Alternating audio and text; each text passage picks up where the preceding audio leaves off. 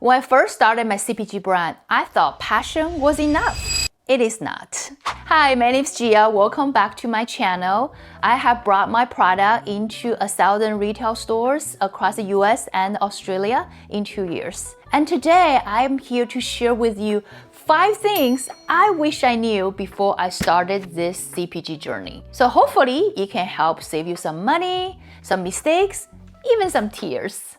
Alright, let's get to it. Number 1, test before your big order. I know it's tempting to just get a product out there in the market and start selling. I have been there. Our hero product is called the wild mushroom chili sauce. Before I made the first production, I'm already imagining the customer just rushing to the stores, buying our product. The products are flying off the shelf. I mean, of course, it's delusional, but I was just so excited that I rushed into the production.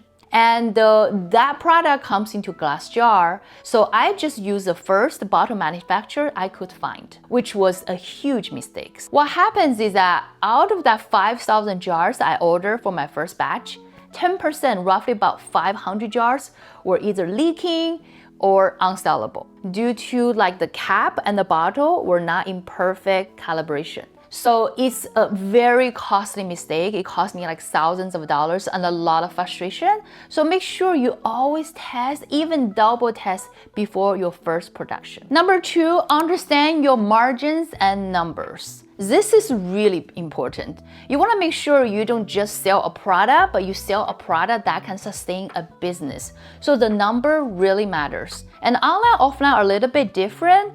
Generally speaking, it's not always exactly true, but generally speaking, for online business, D2C, it's the cost of goods sold plus your 3PL fees, plus shipping, if you offer free shipping, plus marketing. Usually marketing takes a huge percentage of that cost structure. It could be 30% or more, depending on how effective you're using marketing strategies. For offline retail, that is your cost of goods sold, plus your 3PL, plus distributor fees, retailer chargebacks, and in-store promotion. So I know there's a lot of things going on here. I will have a separate video dive deep into those numbers. But for this lesson, basically you just have to be aware that your number really makes sense to sustain a business. But here's the point. If you don't know your margins before you start, you'll be selling a tons of products, but still losing money. Number 3, package matters more than you think. So consumers shop with their eyes. You only have probably about 3 seconds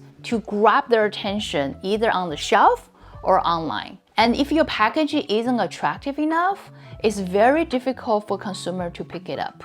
And there's one underrated aspect of that equation is naming. Actually, naming is quite important as well.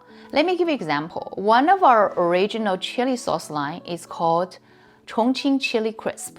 Chongqing is my hometown. This is where our factory is. And I thought using the word Chongqing kind of signals authenticity. But the problem is 99% of the Americans don't know where Chongqing is. They cannot even pronounce the word Chongqing. So later on, I decided to change the name into Crunchy Garlic Chili Crisp. Guess what? Just that single change tripled the sales of this product.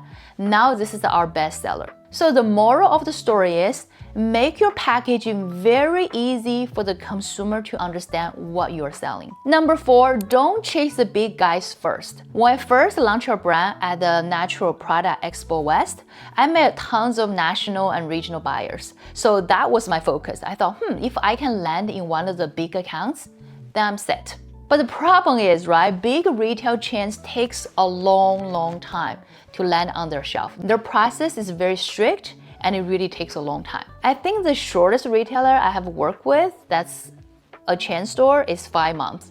The longest one is 18 months, meaning from the day I met the buyer to our product landed on the shelf, that took a year and a half. So don't just focus solely on the national buyers. By the time they give you your first PO, your product probably already expired or can't meet that minimum shelf requirement.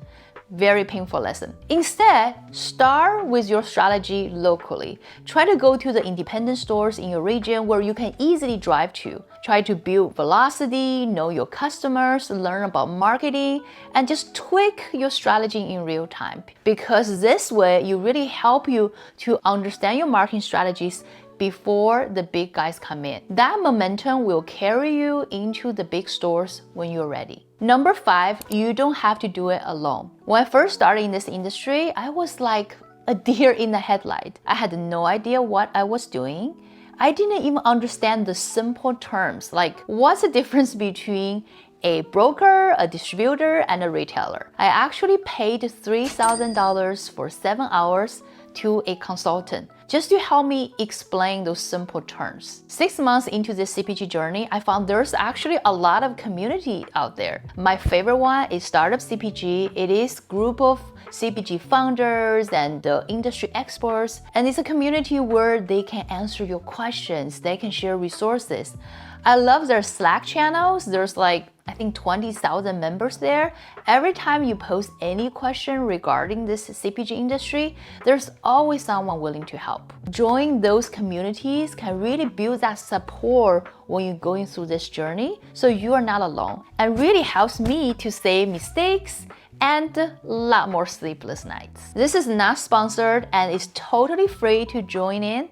And then make sure you plug yourself into one of those communities that can really help you. If you're at the beginning of this journey, remember this: it's not about growing fast, it's about growing smart. If you feel this video helped, please consider hit the subscribe button. I have a lot more founder stories coming up. And if you want to know the 5 core truths that shaped my business, consider watching this video. I hope to see you next time.